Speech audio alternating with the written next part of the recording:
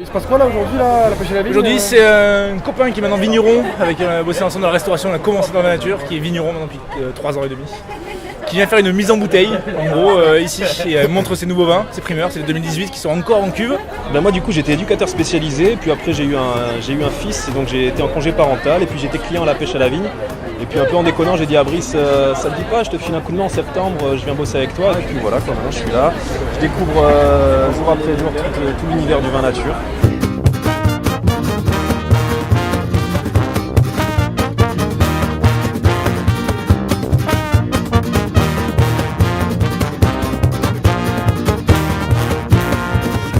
Le principe de ce contenant-là, c'est de pouvoir garder le vin dans un gros volume et surtout le conditionner complètement à l'abri de l'air. Donc c'est des conditionnements par gravité et les fûts ils arrivent déjà sous pression à la cave. Donc en fait le vin à aucun moment il est au contact de l'air. Donc ça permet de garder ce côté très jus de raisin fermenté et surtout ça permet de déplacer le vin dans des gros volumes. Alors ça a plusieurs avantages, c'est qu'au lieu d'avoir 26 bouteilles de verre, tu as juste un fût qui est à 80% d'origine de plastique recyclé et qui est recyclable à 90%. Et du coup c'est parfait pour le transport aussi, quoi. Sur des vins qui sont faits pour être bu et partagés dans l'année, c'est un contenant beaucoup plus intéressant que la bouteille, quoi. Si tu arrives à produire un vin avec une belle fraîcheur, tu vas pouvoir produire un vin plus complexe avec des belles fraîcheurs et une bonne structure.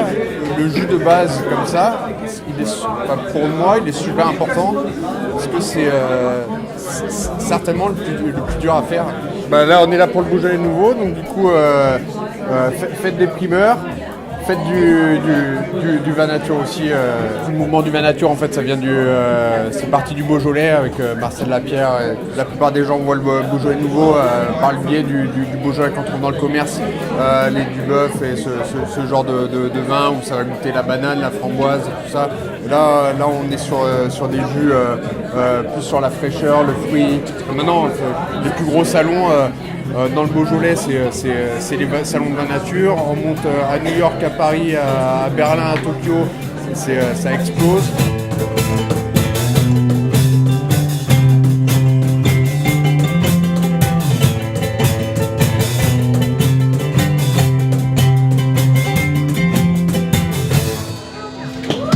Merci.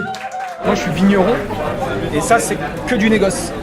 Donc ça c'est de l'achat de raisins à des viticulteurs qui sont en bio. C'est moi qui vais vendanger les raisins et après je les vinifie chez moi. Donc toi tu fais les deux? Moi je fais les deux. Là je fais vignes aussi. Voilà, je fais pas goûter les vins dont je fais pousser les raisins. Là je fais goûter que le négoce. Je suis producteur aussi, donc on achète des beaux raisins et surtout on essaye de les acheter à des prix qui vont bien pour tout le monde, quoi. Qu'eux ils puissent faire de la jolie viticulture derrière parce que sinon ça ne pas grand chose. Dans mon pub ambulant, les dépressifs sont les bienvenus. Plutôt que parler sur un divan, venez pleurer près d'un grand cru à toutes les grosses têtes, tous les abrutis du boulot. Sortez-vous les nez de l'assiette et plongez-le dans un goulot. On va commencer par goûter le petit blanc. Du coup c'est un chenin qui vient de Limoux. Donc Limoux c'est au nord-ouest de Carcassonne. On est sur une parcelle qui est orientée complètement nord, juste avec la vue sur les Pyrénées. Et donc là, il nous vend du jus de raisin pressé en fait. Donc lui, il s'occupe de la récolte à la main, il nous presse. Et moi, je vais récupérer le jus qui est encore juste jus de raisin. Et je m'occupe des fermentations à la cave. Plus du jus de raisin fermenté que vraiment du vin dans le côté un peu abouti et fini. La plupart de mes vins sont mis en bouteille ou conditionnés, vraiment que jus de raisin fermenté. Il n'y a aucune autre intervention de stabilisation. Donc ça, c'est le jus de cette année. Ça a presque fini de fermenter. Il reste encore 400 grammes de sucre. Donc tu as ce côté un peu doux. Ça pourrait pas être mis en bouteille. C'est pour ça que c'est intéressant aussi ces contenants-là. C'est que là, ça permet de goûter le vin un peu comme si on était à la cave, à la cuve. Et on serait en plein été, ça serait un peu risqué. Parce que là, les vins sont plutôt froids. Donc tu vas les mettre dans la voiture ou tu vas rentrer chez toi. Le fait que ça remonte un peu en température, c'est possible que ça relance le milieu levurien. Et du coup que la fermentation se finisse en bouteille.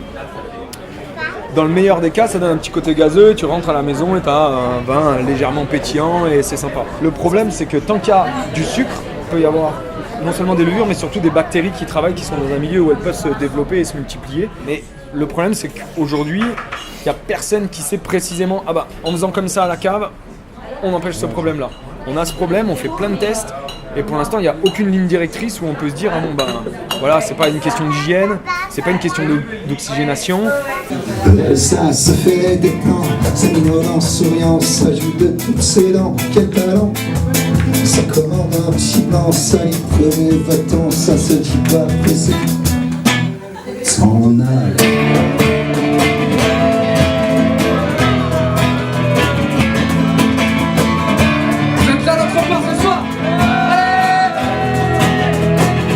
Moi, ça fait 16 ans que je suis là-dedans. Le taf d'un bon vigneron, c'est s'adapter au millésime et écouter son raisin et sortir quelque chose ou de spontané comme le Beaujolais. On voulait fêter le Beaujolais comme nous on le fait à Marseille, juste en mode festif avec la musique et tout, plutôt que assis en mode conventionnel avec les plats. Voilà, c'est une fête, il faut que ça soit fait, vraiment festif et que ça bouge et que ça soit... C'est une rencontre de culture. Exactement. Ouais. Chaque verre de Beaujolais coule la couleur de et tes lèvres le goût du Beaujolais et tes lèvres le goût de l'amour. Est-ce que ça veut dire que c'est risqué de faire du vin naturel? Oui, il y a une prise de risque qui est un peu plus importante, mais on risque aussi de faire quelque chose de plus intéressant, quoi. On risque aussi de faire quelque chose avec une identité plus marquée, avec un côté terroir révélé de façon un petit peu plus franche et sincère. C'est quelque part, c'est un peu le choix de l'éthique, le choix de la vie, quoi. Le choix du vin vivant, quoi. En fait, il y a des choses que tu choisis et d'autres que tu vis parce que tu te poses pas la question. Moi, je me pose pas la question de faire du vin différemment. Je saurais pas faire une filtration, je sais pas faire. Un sulfitage, je sais le faire de mieux en mieux et de la façon, je pense, de plus en plus juste quand c'est nécessaire. Ça m'est arrivé une fois sur une cuvée, je suis très content de l'avoir fait. Je recommencerai si j'en ai l'envie et je sens que c'est nécessaire pour le vin. Il ne faut pas non plus raconter aux gens de toute façon il faut boire que des vins nature maintenant parce que c'est ça qui est bon. C'est peut-être des styles de vinification qui plaisent pas, c'est pas grave quoi. Et on boit autre chose et puis on est copains quand même. Les tavernes alentours, les bars, les clubs et les bistrots vont surélever leur plancher pour les équiper de chariots. Et donc ça, le deuxième vin, c'est un assemblage de Chona. Et l'autre moitié, c'est un vin rouge, des macérations en grappe entière d'une semaine, de Syrah et de Grenache, qui viennent du Gard, juste à côté de Bagnols-sur-Cèze, à Sabran. Donc ça a été vinifié complètement séparément. Et j'ai assemblé ça il y a un mois. De la fraîcheur, de l'acidité, pour pouvoir se faire plaisir au printemps et cet été avec les copains, quoi. C'est vrai que la question peut se poser un peu, dire ouais mais t'assembles deux terroirs qui sont à 400 km l'un de l'autre, ça n'a pas de sens, etc. Là c'est le sens du vin et du partage, du plaisir, quoi. C'est marrant parce que voilà, il y a des macérations, il n'y a pas de macération, il y a des cépages qui n'ont rien à voir les uns avec les autres et ça match et on a envie de picoler, quoi.